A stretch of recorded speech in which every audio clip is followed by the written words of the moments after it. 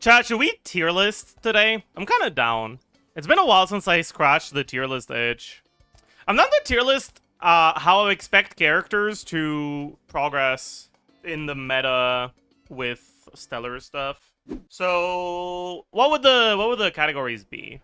Should we look at stuff based on confirmed information with stellar conduct, or should we also theorize based on stellar swirl? And Rhymegrass? Yeah. I really don't know what to expect from Rhymegrass though. For stellar swirl, I kind of just expect nothing. Like, it's just gonna be stellar tagged damage, but I don't really expect anything interesting reaction-wise. Maybe I should expect something interesting reaction-wise, actually.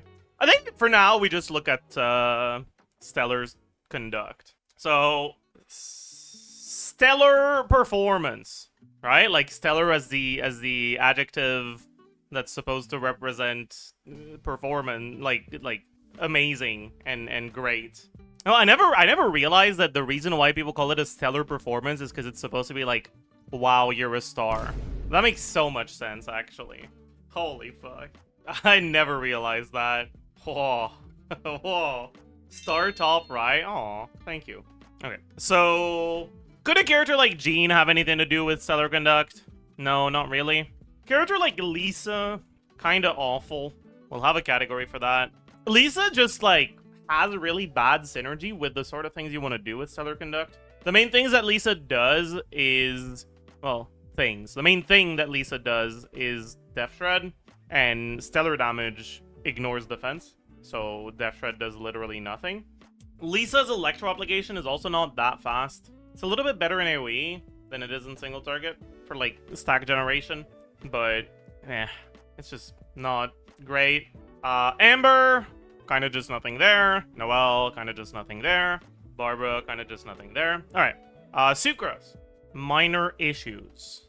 Sucrose goes in minor issues. There's two main minor issues with Sucrose. One, unlike in lunar teams, stellar damage can be either electro or cryo, and you want to have electro and cryo characters on your team. You need both, which means that you're if you're using characters of different elements, which you want to do, that both deal stellar damage, which is likely what's going to end up happening once we have full premium, then a character like Sucrose that struggles to get a double swirl for cryo electro is not going to be that amazing. She's not going to be awful.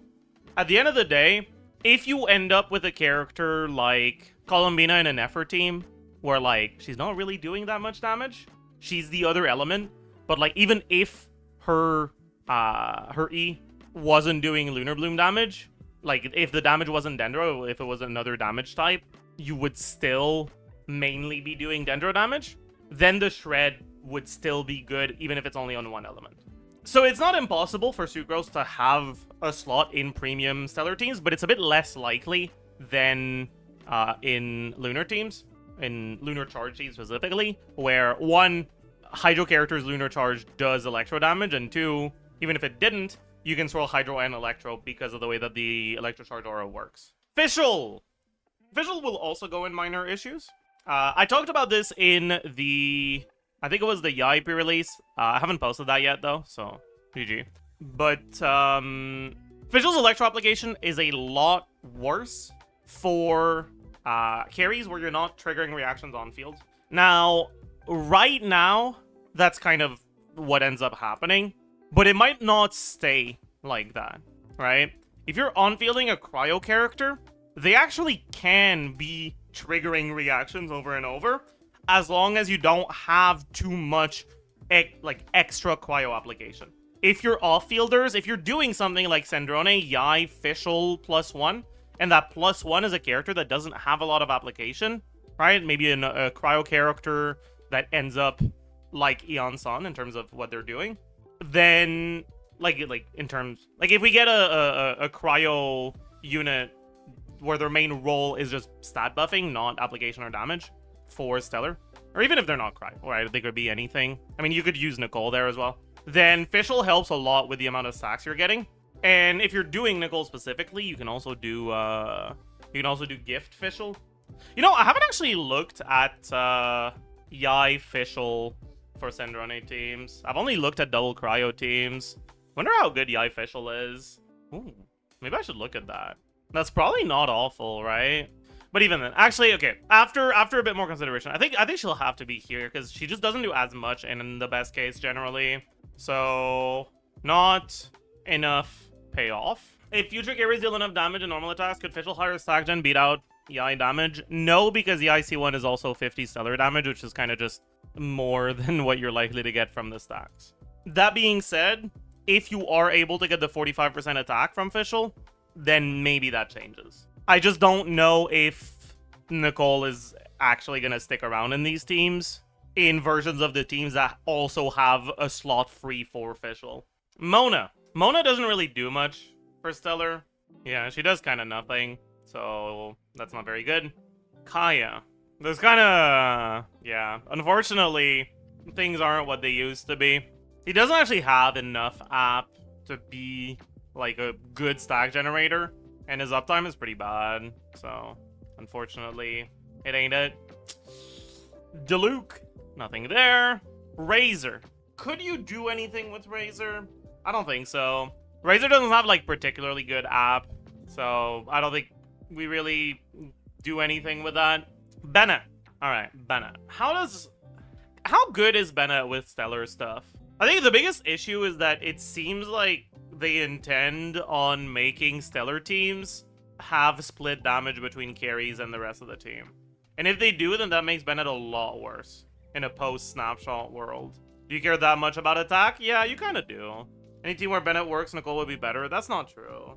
Right now, Nicole is better because Yai, but if Yai is phased out at some point, and the alternatives are characters that don't do off-field damage, that are just buffers, then Bennett could be better than Nicole. Would be better than Nicole. It's just, I don't think that's that likely to happen. I don't think that's the direction they want to take with Stellar Conduct. So I think Bennett goes in the not enough payoff category. Ning, nothing there. Beidou. Yeah, I mean, Beidou's just here. Like, she's fine, but you just don't get that much out of her. Keqing, kind of awful. Xiangling, nothing there. Chongyun. Is there ever a world where Chongyun is useful here? I mean, there can be. Like, the reality about cooldown reduction is that it is possible to design a kit where cooldown reduction is broken. Bennett E-type? Not exactly. But, like, I don't know how many of you guys have played League, alright? But imagine, like, Zed in Earth. Because Zed's E refunds 2 seconds of cooldown on his W every time it hits an enemy. So in Earth, you kind of just don't have cooldown on your W, which is very funny. But let's, let's say you have an ability that has a 5-second base cooldown. Or let's say a 3-second base cooldown. Or, I don't know, actually. What would be a good breakpoint? Let's say a 4-second base cooldown. But when you use it, it refunds 2 seconds of cooldown. So the actual cooldown in practice is 2 seconds.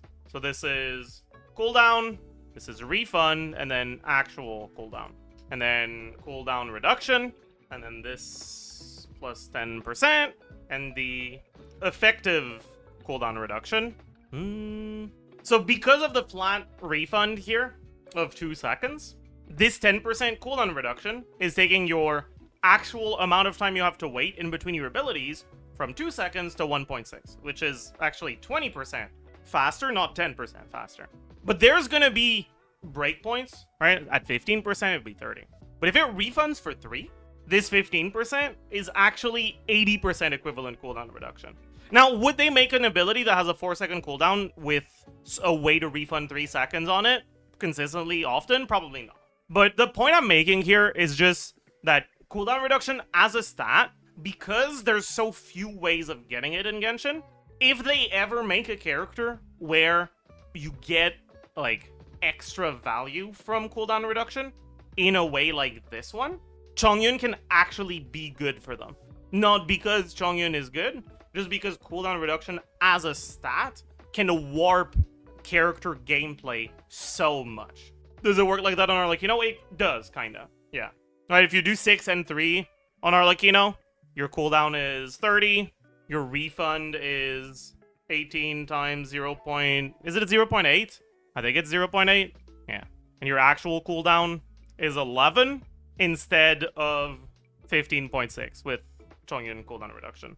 The problem is doing the 18 attacks that it takes to get your refund, to get this much refund, takes basically this amount of time, and then you don't have time to do the rest of the setup. And in practice, because of the specific way the cooldowns line up, it's difficult to actually use Arlecchino's E off cooldown with Chongyun, because the like breakpoints aren't very favorable. You end up wanting to use your E right after Chongyun E expires, but you can't, so you have to wait for the Chongyun E in order to get the cooldown reduction, and then at that point, why even have Chongyun on your team anyway, at all? But like, it can function. It can be interesting. Realistically, they kind of have to go out of their way to make a kit where cooldown reduction is really good, but it is possible for Chongyun to be useful. Xingqiu, nothing there. Qiqi. Is Qiqi doing enough to put her here? Probably, like, I don't know. I feel like she's not. Like, she doesn't really have issues. She's just, her numbers are just not high. Is that not enough fail category? Yeah, but she's not really worse than Sucrose, so putting her below Sucrose feels wrong. Yeah, maybe we just rename this. Premium waiting room. Is Sucrose even enough payoff? Yeah. If you end up using a team where you can either double swirl or most of your damage is only of one of the two elements, then Sucrose is very, very good. Like if we get a cryo support and they don't end up doing that much damage and they enable Stellar, like Sino's best team is probably just gonna use Sucrose. Surely Tsuritsu will be more like Maoika and not like Colombina 2.0. Oh, is Venti for app? Venti does have a good amount of app. The problem is that his app in single target isn't that good. And I feel like in AoE, everyone's app is good. Venti's probably in the not enough payoff tier. Like, he's in AoE, Venti is instant 12 stacks, right? Because in AoE, Swirl applies Cryo twice. In single target, Swirl applies Cryo 0 times, because you apply Cryo on, like, front, like, when you swirl one enemy, it applies Cryo in the area, but there's no target, so it does nothing. But when there's two enemies, both of them apply Cryo on each other when you swirl. So each Animo app would be 2 stacks, and Venti has a lot of those. And he also has Cryo app himself from Burst Infusion. Or Electro app if you end up infusing with Electro. But the thing is, like, Sandrone doubles the stacks if you aim the pew-pews so that it hits. Actually, do the pew-pews pierce enemies? Oh, maybe the pew-pews don't pierce. Like, the beams definitely do, but maybe the pew-pews don't. But anyways, Yai has more Electro app in AoE. Qiqi has more Electro app in AoE. Escoffier doesn't, I guess. So I guess that's that. Beidou has an insane amount in AoE.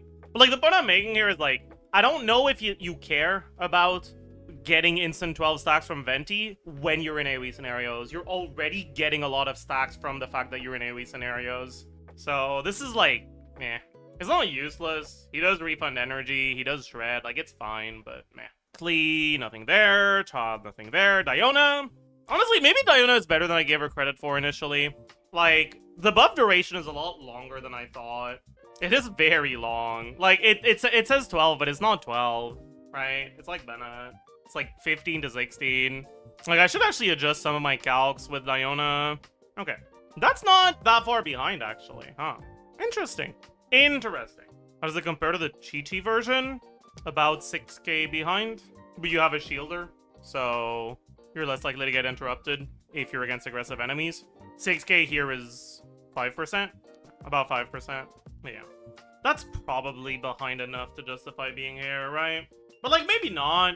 The only reason it's behind is because it doesn't buff Yai, so if the teams shift away from caring about Yai damage, then it will go up, right? Wait, actually, I just realized I did not increase the amount of stacks from this. Should be 2 extra stacks. Oh, shit. That's a side grade to Qiqi. Really? Huh. But yeah, like, it's a side grade for damage, but you have a shield, and if you have Sandrone's Sig, it should be an upgrade. Why does Diona get more stacks than Qiqi? She doesn't. She gets more stacks than Nicole. Qiqi was also at 9 stacks. Interesting. Alright, Zhongli. Yeah, Zhongli's kind of just awful. Just having a little bit of shred just isn't enough for these teams. You need to do something else. Sandrone cryo up is turbo slow, right? With no off-field cryo from the team, you'll never overtake Electro on this team. On which team? Yai, Nicole, Fischl. I did already, right? No. No, I didn't. Right, I talked about this earlier. I was like, I wonder how good Yai Fischl is. Yeah, I can take a look, actually. Really? Feels like it should have been higher than this. Actually, no. This is definitely 12 stacks. What am I saying? But that's still not that amazing. I guess the stacks don't do that much, huh? Should they do more than this, though? No, I guess they shouldn't. Alright, alright.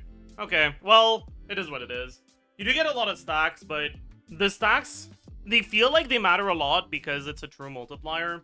But the reality is that because it's not scaling that starts at 0, because it starts at 40, it's not that meaningful to lose a few stacks in order to run a unit that does more outside of the stacks. You do not hit 12 stacks. In this team, you should. Because you have Fischl A4 all of a sudden, which doubles the amount of stacks you get from Sandrone.